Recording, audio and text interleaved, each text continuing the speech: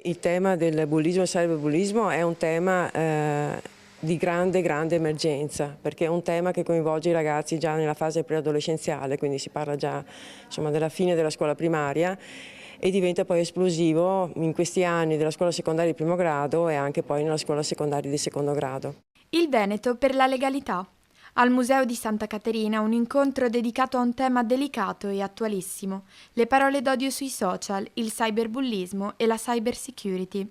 Ci sono 8 ragazzi su 10 che nell'ultimo anno dichiarano di aver subito un'azione di violenza, un atto di cyberbullismo o comunque un comportamento che li ha messi in difficoltà. Presenti i ragazzi delle terze medie di Roncade e Monastier, coinvolti in una mattinata di sensibilizzazione. Questo è un fenomeno molto diffuso, sul quale noi dobbiamo intervenire innanzitutto rendendoli consapevoli delle azioni che possono essere fatte a loro tutela, quindi segnalare ai genitori, segnalare agli insegnanti. Ricordo che una legge del 2017 sul cyberbullismo introduce proprio una figura del responsabile all'interno delle scuole, un docente che si deve occupare proprio di queste tematiche. Quindi in ogni scuola c'è qualcuno che ha un orecchio sensibile e che può aiutare questi ragazzi.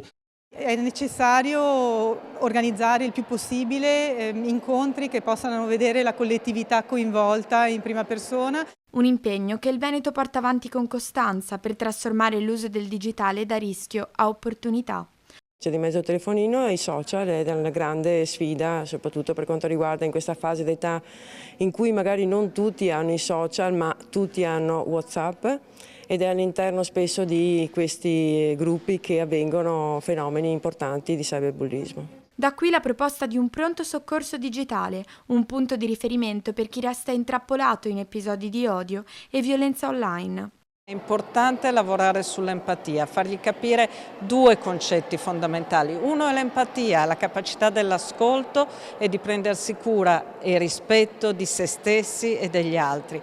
E il secondo è la pluralità di voci, capire che non c'è un'unica voce o un unico parere da assorbire in modo immediato.